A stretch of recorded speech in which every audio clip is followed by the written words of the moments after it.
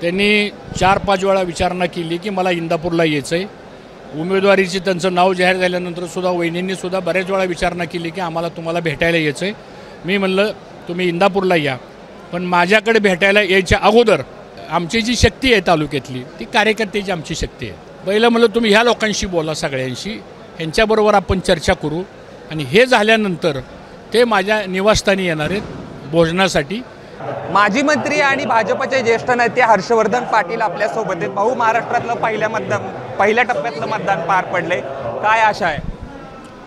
अतिशय उत्साहाच्या वातावरणामध्ये आज महाराष्ट्रामध्ये मतदान झालेलं आहे आणि आम्हाला विश्वास आहे की पंतप्रधान माननीय नरेंद्र मोदी साहेबांची जी जनतेनं त्यांच्याबद्दलची जी गॅरंटी घेतलेली आहे त्याच्या आधारे लोकांनी मतदान केलेलं आहे. मतदानाचा कौल एवढं उष्णता असतानासुद्धा चांगला झाला. अजून अंतिम टक्केवारी आलेली नाही, पण सकृत दर्शन जे दिसतंय त्यामध्ये निश्चितपणानं चांगलं मतदान लोकशाहीमध्ये मतदारांनी केलेलं आहे आणि आम्हाला विश्वास आहे की ते महायुतीच्या बाजूनीच मतदान होईल. तुम्ही असं म्हणताय की महायुतीच्या बाजूने मतदान होईल, परंतु विरोधक असं म्हणतात की तुमच्या बाजूने काही कौल म्हणावा असा चांगला नाही आहे, जनतेच्या बाबतीत तुमच्यामध्ये प्रचंड नाराजी आहे आणि तुम्ही दुसरीकडे दावा करताय की मोदींची गॅरंटी.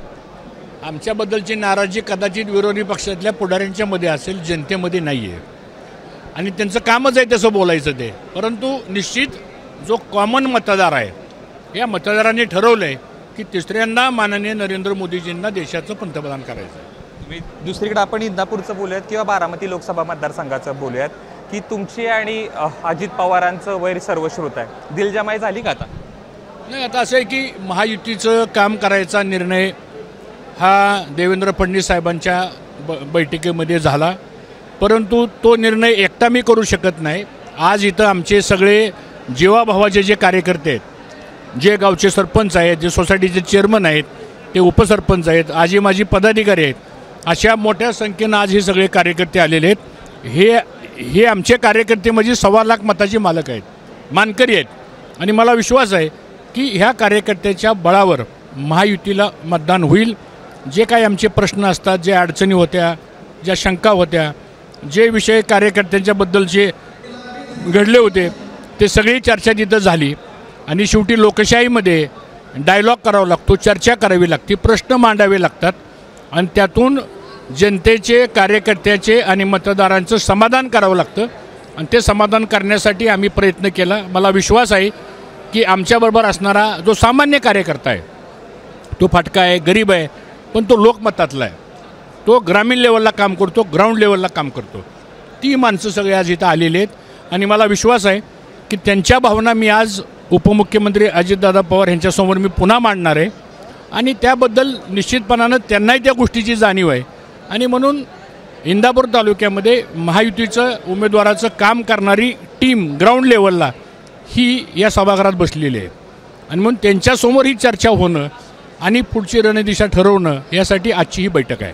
काय नेमकी तुमची पुढची रणनीती असणार आहे? कारण काही दिवसापूर्वी महायुतीतले तुमचे मित्रपक्ष आहेत, म्हणजे थेट नाव घ्यायचं झालं तर राष्ट्रवादीनंच तुम्हाला धमक्या दिल्या होत्या, त्याची तक्रार तुम्ही मुख्यमंत्री आणि उपमुख्यमंत्र्यांकडे गेली. ही सगळी जी नाराजी आहे किंवा अजित पवारांनी इथं मेळावा घेतला होता आणि सांगितलं होतं की असे संबंध बनवा की तुम्ही त्यांच्या पक्ष कार्यालयात गेलं पाहिजेत किंवा त्यांनी आपल्या पक्ष कार्यालयात, असं काय होताना दिसतंय काय? नाही झालं. आता असं आहे, आता काल आम्ही या संदर्भामध्ये सगळे त्यांच्या प्रमुखांशी आमची चर्चा झाली आणि काल मी स्वतःच सुनित्रा वहिनींच्या फॉर्मवरती सूचक म्हणून सही केलेली आहे आणि या सगळ्या लोकांच्या साक्षीने मी सही केलेली आहे.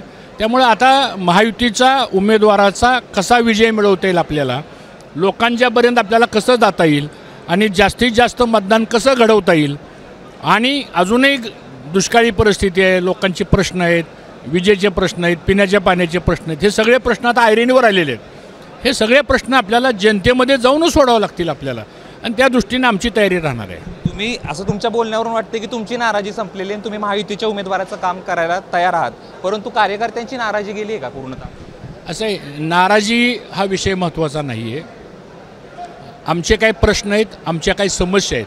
काय आहेत ते भाऊ, एकदा सांगून टाका ना तुमचे. ते आमचे जे प्रश्न आहेत ते वारंवार सांगतो मी, आजही भाषणामध्ये सांगणार आहे की गावगाव लेवलला गावाला विकास निधी मिळाला पाहिजे, अनेक कार्यकर्त्यांना सन्मानाची वागणूक दिली गेली पाहिजे. बऱ्याच ठिकाणी काही लोक त्यांच्यावर अन्याय करतात, त्याचबरोबर आजही चालू आहे. नाही, आता ते कमी झालेलं आहे. आज ते कमी झालेलं आहे आणि मला असं वाटतं की आता ह्या सगळ्या प्रश्नांची सोडवणूक झालेली आहे आणि त्याची जबाबदारी राष्ट्रवादीची जबाबदारी अजितदादांनी घ्यावी. भारतीय जनता पक्षाची जबाबदारी देवेंद्र फडणवीस साहेबांनी ऑलरेडी घेतलेली आहे.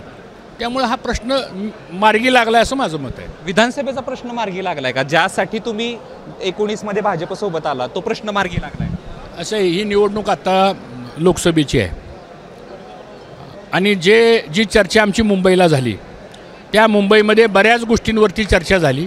ते जाहीरपणानं असे काही मीडियासमोर किंवा भाषणामध्ये बोलता येत नाही आणि असं ठरलं की या सगळ्याची जबाबदारी देवेंद्र फडणवीस साहेबांनी घेतलेली आणि तो जो निर्णय घेतील तो निर्णय सगळ्यांनी मान्य करायचा असं ठरलेलं आहे. म्हणजे देवेंद्र फडणवीस असं म्हणाले की भाऊ लढू नका, तर तुम्ही लढणार नाही, तुमची इच्छाच होती? कारण अंकिता ताईंनी मागं म्हटलं होतं की आमच्या पाठीत खंजीर खूप बसला, आता त्यावेळेस आम्ही आघाडीत होतो, आता आम्ही महायुतीमध्ये आहोत. म्हणजे मला असं वाटतं की ते काय म्हणणार की तुम्हाला जर माहीत असेल तर मला प्रश्न कशाला विचारता? ते काय म्हणणार असतील हे जर तुम्हाला त्याचं उत्तर माहीत असेल तर तुम्ही कसं विचारतोय? नाही, ते तुमच्या त्या प्रश्नाला काही अर्थ नाही. विचारण्यामध्ये सुद्धा प्रश्नामध्ये अर्थ असला पाहिजे की जे विषय पुढं सगळे येणार आहेत राष्ट्रवादीचे येतील किंवा भारतीय जनता पक्षाचे येतील ते सगळे प्रश्न निश्चितपणानं अजितदादा आणि देवेंद्र फडणवीस सोडवतील. केंद्रीय नेतृत्वसुद्धा ह्या सगळ्या प्रक्रियेमध्ये सहभाग आहे त्यांचासुद्धा आणि मला असं वाटतं ती वेळ आज चर्चा करण्याची नाही आहे. ते विषय नंतरचे आहेत तर त्यातनं मार्ग निघेल. साहजिकच आहे. आज आम्ही महायुतीचं काम करतो आहे म्हणजे महायुतीचा धर्म सगळ्यांनीच पाळायचा आहे. भविष्यात म्हणजे आज आम्ही पाळतो, भविष्यात कारण त्यांना पाळावं लागेल, सगळ्यालाच पाळावं लागेल.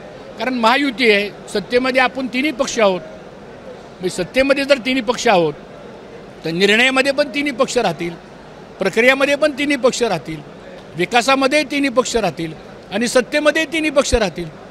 याचा अर्थ आपण समजून घ्या.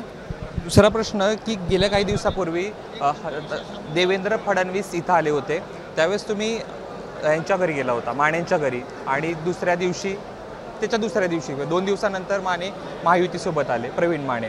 त्यानंतर शरद पवारांच्या उपस्थितीत तुमचे 2 सहकारी शरद पवारांसोबत गेले. माझे कोणते 2 सहकारी? माझा एक पण सहकारी गेलेला नाही. कारण माझ्या पक्षातला एकही कार्यकर्ता भारतीय जनता पक्षातला शहा गेले, त्याच्यानंतर शहराध्यक्ष गेले. नाही, शहराध्यक्ष ना आम्ही आमच्या ह्याच्यातून काढून टाकलं. आणि शहराध्यक्ष का गेले? तुम्ही जर शहरात जर फिरून आला आत्ता आणि साध्या एखाद्या पानटपरीवाल्याला किंवा चायवाल्याला जर विचारलं की हे तिकडं का गेले तर त्याचं तुम्हाला उत्तर मिळेल. आणि मला असं वाटतं कोणी कोणाकडे जावं हा त्याचा प्रश्न आहे. त्यामुळे त्या विषयावर मला काय अधिक भाष्य करायचे नाही. आणि आमचा सगळा कार्यकर्ता इंटॅक्ट आहे. एकही माणूस आमचा इकडे तिकडे जाणार नाही. आमचा कार्यकर्ता महायुतीचंच काम करेल असा विश्वास आहे. अजित पवारांचं कुटुंब सहपरिवार भोजनासाठी तुमच्यासोबत येणार आहे आणि या ठिकाणी मिळालं सुद्धा हो येणार आहेत. त्यांनी 4-5 वेळा विचारणा केली की मला इंदापूरला यायचं आहे. उमेदवारीची त्यांचं नाव जाहीर झाल्यानंतर सुद्धा वहिनींनी सुद्धा बऱ्याच वेळा विचारणा केली की आम्हाला तुम्हाला भेटायला यायचं आहे. मी म्हणलं तुम्ही इंदापूरला या, पण माझ्याकडे भेटायला यायच्या अगोदर आमची जी शक्ती आहे तालुक्यातली ती कार्यकर्त्याची आमची शक्ती आहे. आम्ही कोण आहे? आम्ही सामान्य कार्यकर्ते आहे. आमची ताकद कुणाच्या जीवावर आहे? हे समोर बसलेली जे कार्यकर्ते आहेत ही आमची ताकद आहे. ही गरीब माणसं आहेत, फाटकी माणसं आहेत, प्रामाणिक आहेत, निष्ठावंत आहेत, पण स्वाभिमानी आहेत. पहिलं म्हणलं तुम्ही ह्या लोकांशी बोला, सगळ्यांशी, ह्यांच्याबरोबर आपण चर्चा करू. तुम्हाला जी काही चर्चा झाली तुम्ही तुमच्या पद्धतीने ह्या लोकांना सगळ्यांना सांगा. आणि त्यासाठी आजचा हा मेळावा आम्ही घेतलेला आहे. आणि हे झाल्यानंतर ते माझ्या निवासस्थानी येणार आहेत भोजनासाठी आणि ते चौघे येणार आहेत. त्याप्रमाणे भोजन करून जातील. धन्यवाद. तरी होते हर्षवर्धन पाटील. जी ताकद आहे ती दाखवायची आहे आणि आमचे प्रश्न अजित पवारांपुढे मांडणार आहे. पुढचा जो मुद्दा आहे तो या ठिकाणी जो आहे तो अजित पवारांपुढे मांडतील असं जे आहे ते हर्षवर्धन पाटील म्हणाले आहेत. कॅमेरा पर्सन अमोल गवायसह जयदीप भगत, एबीपी माझा, इंदापूर. एबीपी माझा, उघडा डोळे बघा नीट.